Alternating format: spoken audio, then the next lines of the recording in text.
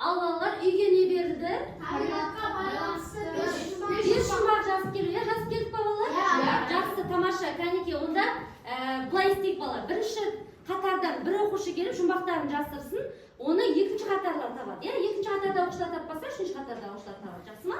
Келе ғой. Бірінші қатарда кім? Омар кел. Жақсы, келе ғой. Жақсы, тыңдайық балалар. Жауабын қол көтеріп айтайық, жарай ма? Жылт-жылт еткен, жардан асып өткен. Айта қойында. Айта бер. Жауабы су. Қайсысынікі дұрыс? Өзен. Өзен дейді. Жарайсыңдар, тамаша. Келесі. Қанаты жоқ ұшады, аяғы жоқ қашады. Екінші қатар емес, үшінші қатар. Жел дейді. Тамаша. Жарайсыңдар. Келесі. Мамықтай опа, қанаттай ақ, қыста жер бетін басады, жазда айға қашады. Бірінші Алинур. Бұл. Бейбарыс айтты ғой? Қар дейді. Дұрыс па? Дұрыс екен, тамаша. Жарайсыңдар. Жақсы. Ағайында бәрі шықса көк, түссе сары. Қол көтереміз. Бірінші қатардан сұраймыз. Күн бар. Айтып жатыр ма жауабын? Сан жарайды ма? Жапырақ дейді. Жарайды балалар. Жақсы. Келесі. Көзге ілінбейді, жұтсаң білінбейді. Ал Нұралиевич? Ауа. Жоқ. Омар? Көзге көрмейді, жұтсаң. Кім біледі? Ауа деймін. Ауа, екен? Шатаспаса, Амырхан. Шым-шытыр, шидай қотыр. Ал Омар? Жамыр. Жоқ. Ал Санжа? Жұлдыздар. Жақсы, жарайсыңдар. Жылт-жылт етеді, жылғада еді. Оны бағана жаздырды ғой, ондай Жоқ, бәлді. басқа ма? Тәсінем? Су. Дұрыс. Жақсы, жарайсың. Бір шұқырда көп шұқыр, іштен түртіп көп шұқыр. Салима? Бұлақ. Суы. Бұлақ па? Бұлақ суы. Бұлақ суы дейді. Жақсы, тамаша. Бір жуан жол салыпты әрбір сайға, сай түгіл жол салыпты әрбір жайға. Тамаша. Қыста барда жазда жол, ол көп болса көңіл жол. Ал Нұржын? Аяз. Қыз. Қар. Қар екен. Тамаша, жарайсыңдар. Қолы жоқ сурет салады, түсі жоқ тісі Жақсы. Тамаша, жарайсыңдар. Енді бүгінгі біздің сабағымыздың жаңа тақырыбы бұл Қазақстан көлдері деп аталады балалар. Бұл сабақта біз қандай оқу мақсатына қол жеткізуіміз керек екен? Оқу мақсатымен танысайық балалар. Яғни тыңдаған балалар, тыңдаңдаршы, оқу мақсатын тыңдаңдаршы, бүгін не істейді екенбіз, ойланайықшы. Тыңдалған мәтіннің мазмұнын түсіну, детальді ақпаратты анықтау. Екіншісі, эссе тақырыбынан ауытқымай, абзац түрлерін жүйелі құрастырып, көтерілген мәселе бойынша келісу, келіспеу себептерін айқын көрсетіп, эссе жазу. Ал сонда не істейді екенбіз бүгінгі сабақта балалар? Эссе жазады екенбіз. Түсінеміз, сосын детальді ақпараттарды анықтайды екенбіз. Жақсы. Олай болса, бүгінгі сабақта барлықтарына сәттілік тілеймін. Қазір сабақтың соңында дәптерлерімді жинап алып, басқа оқушылардың жұмбақтарын тексеремін балалар. Жарайсыңдар? Алаңы 100 км квадраттан астам ірі көлдер саны 22. Қазақстанда Каспий теңізі мен Арал теңізі сияқты ірі көлдер бар. Бұдан басқа республикада әлемдегі ең үлкен көлдердің бірі Балқаш көлі орын алған. Қазақстан аумағы бойынша көлдер әрқалай орналасқан. Солтүстік Қазақстанға барлық көлдердің 45% келсе, оңтүстік пен орталыққа 36% келеді. Ал қалған аймақтарда тек 19% орналасқан. Қазақстан көлдерінің жалпы ылғалдылықтың ара салмағына байланысты, олардың бөліну суының сапасы мен мөлшері әрқалай. Естеріңізде сол детальді ақпараттарды жазып алайық. Бірінші тапсырма деп тапты. Бірінші тапсырма деп жазып аламыз. Не қалды жаңа тыңдаған кезде? Қандай ақпарат қалды есіңізде? Жазайық. Сосын оқимыз балалар.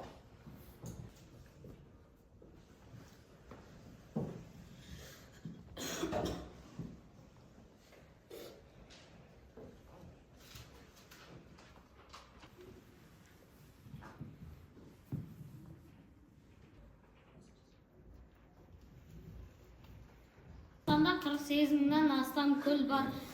Олар 100 километрден асатын 22 көл бар. Осы көлдердің арасында ең танымал көл Балқаш көлі. Көлдердің барлығы 196 мың километр квадрат құрайды. Тамаша.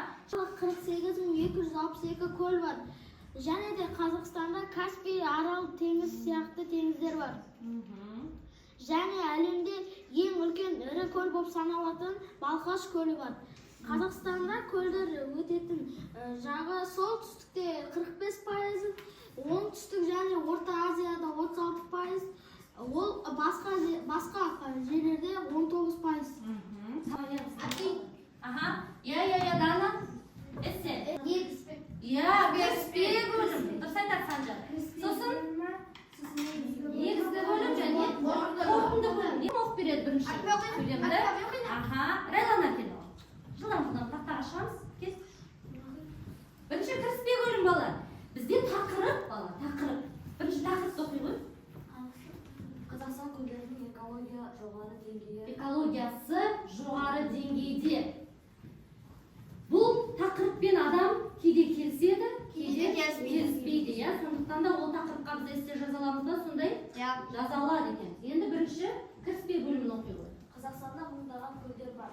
Олардың кейбірі үлкен және терең, ал кейбірі шағын және тұзды. Қазақстан көлдері табиғи ресурстарды сақтауға, экологиялық теңдікті қолдауға, су мен балық шаруашылығын дамытуға көмектеседі. Жақсы, тамаша. Бұған екен, бірінші танысып шығайық. Оқиды бізде кім? Басқа тағы да? Ал ұлжан келе ғой. Дауысын қатты шығарып оқып бере ғой, бізге әдемілеп. Оқи ғой. Қазақстанның ең үлкен және танымал көлдерінің бірі Балқаш көлі. Бұл көл тек Қазақстанның ғана емес, бүкіл Ал енді қорытынды бөлімді оқып жіберейік. Кім оқиды? Мен оқиды. Дана келе ғой. Әдемілеп оқып бере ғой, кел. Тыңдайық балалар. Қорытындылай келгенде, Қазақстан көлдерінің экологиясы ел болып, қоғам болып шешуді қажет ететін үлкен мәселе. Тамаша. Жақсы отыра ғой, рахмет. Бұл балалар қандай бөлім? Қорытынды бөлім. Қорытынды бөлімде қайдан біліп тұрсыңдар қорытынды екенін? Қорытындылай келгенде деген тірек сөзі бар өзінде. Біз тағы да басқа қандай сөздермен айтсақ болады? Қалай айтсақ болады? Қорыта келгенде тағы. Эссені аяқтай келе, тағы да. Тамаша. Менің түсінгенім. Жақсы, тағы да.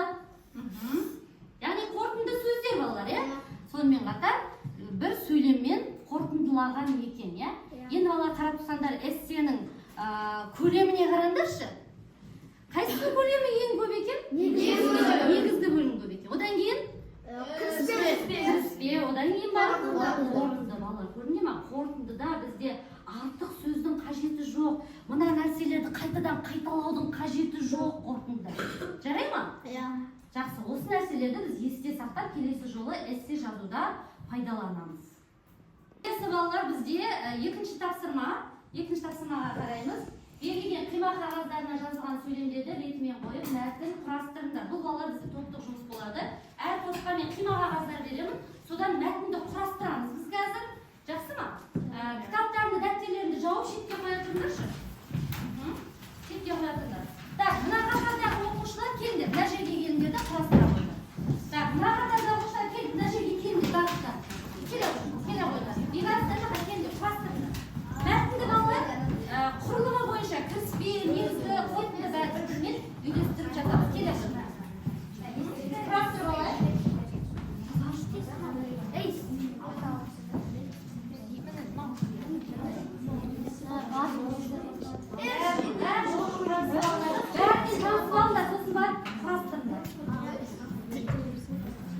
Қараңдар, Салима қараңдар. Оқи аласыңдар ма? Болған топ шапалақ ұрамыз балалар.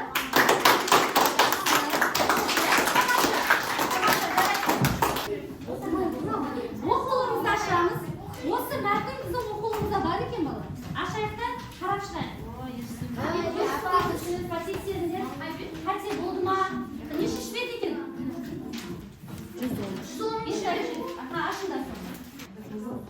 Бұл жерден бала біз ненің ретін таптық? Мәтіннің мазмұны бойынша, иә? Аха, кіріспесі? Иә, ертеректе деп басталады, иә? Енді осы мәтіннің ішінен бала біз есімдіктерді теріп жазайық. Иә, есімдіктерді теріп жазайық. Аха.